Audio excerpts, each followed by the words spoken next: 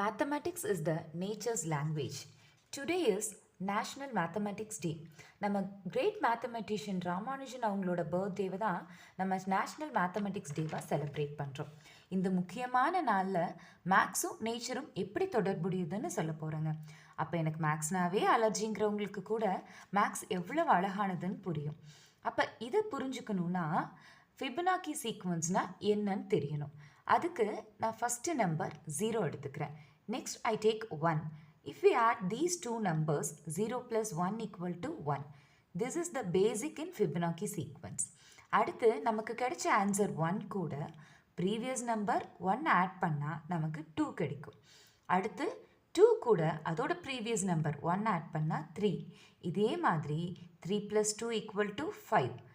5 plus 3 equal to 8. 8 plus 5 equal to 13 and goes on. So, இதுதாங்க Fibonacci sequence. இந்த Fibonacci sequenceக்கும் நேச்சருக்கும் என்ன relation தெரியுமா? Most of the ஃப்ளாஸில் அதோட இதழ்களோட எண்ணிக்கை Fibonacci நம்பராக தாங்க இருக்கும். ஃபார் எக்ஸாம்பிள், நம்ம டெய்லியும் பார்க்குற செம்பருத்தி பூவோட இதழ்களின் எண்ணிக்கை 5. அதே மாதிரி அரளிப்பூ எடுத்துட்டிங்கன்னா அதோட இதழ்களோட எண்ணிக்கை 5. நிறைய இந்த மாதிரி மோஸ்ட் ஆஃப் தி ஃப்ளாஸில் அதோட இதழ்கள் வந்து ஒரு ஃபிபனாக்கி நம்பராக தான் இருக்கும். ஃப்ளாஸில் மட்டும் இல்லைங்க, ஃப்ரூட்ஸ்லேயும் ஃபிபனாக்கி நம்பர்ஸ் இருக்குது. அதை கட் பண்ணி பார்த்தீங்கன்னா அதில் இருக்கிற செக்ஷன்ஸ் வந்து ஃபிபனாக்கி நம்பராக தான் இருக்கும். ஆப்பிள் எடுத்துட்டிங்கன்னா அதில் 5 செக்ஷன்ஸ் இருக்குது. பனானாவை கட் பண்ணால் அதில் 3 பார்ட்ஸாக அது இருக்கும்.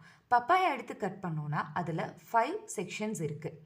இப்படி நிறைய ஃப்ரூட்ஸில் ஃபிபனாக்கி நம்பர்ஸில் தான் அதோட செக்ஷன்ஸ் இருக்கும். அடுத்து அன்னாச்சி பழத்தை எடுத்திங்கன்னா அதோட ஸ்ட்ரக்சர் ஒரு ஸ்பைரல் ஷேப்பில் இருக்குங்க. அதுவும் ஒரு ஃபிபனாக்கி நம்பராக தான் இருக்கும். நெக்ஸ்ட்டு சன்ஃப்ளவர் பார்த்திங்கன்னா அதோட சீட்ஸ் எல்லாமே ஒரு ஸ்பைரல் ஷேப்பில் அலைனாக இருக்கும்.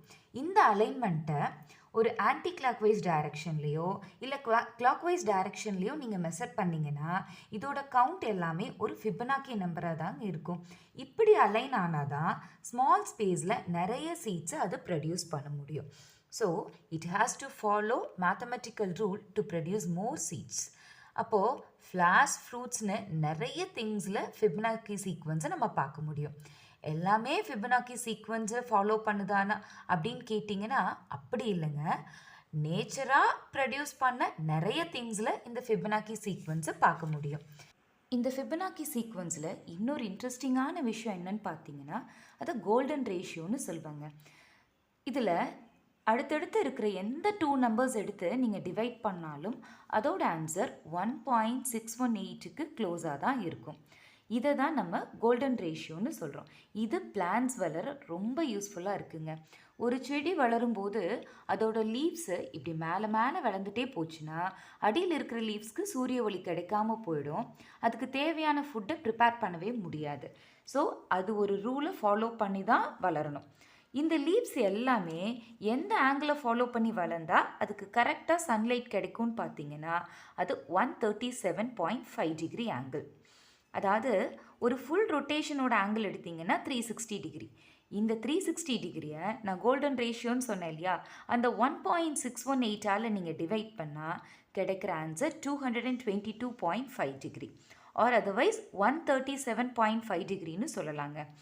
இந்த 137.5 டிகிரிங்கிற ஆங்கிளை ஃபாலோ பண்ணி தான் லீவ்ஸ் எல்லாமே வளருது.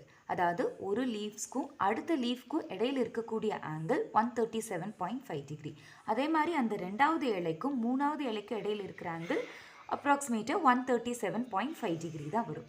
ஸோ மோஸ்ட் ஆஃப் தி பிளான்ஸில் லீவ்ஸ்க்கு இடையில் இருக்கிற ஆங்கிள் பார்த்திங்கன்னா 137.5 டிகிரியாக தாங்க இருக்கும். இதனால தான் ஃபிபனாக்கி சீக்வன்ஸை காட்ஸ் ஃபிங்கர் பிரிண்ட்னு கூட சொல்லுவாங்க. செடியில் மட்டும் இல்லைங்க, இன்னும் நிறைய விஷயங்களில் யூஸ் பண்ணுறோம். ஃபார் எக்ஸாம்பிள் பிஸ்னஸ், கன்ஸ்ட்ரக்ஷன், இப்படி சொல்லிகிட்டே போகலாம். அதனால தான் 1.618 கோல்டன் ரேஷியோன்னு சொல்கிறோங்க. ஸோ மேத்தமெட்டிக்ஸும் நேச்சரும் பிரிக்கவே முடியாதது.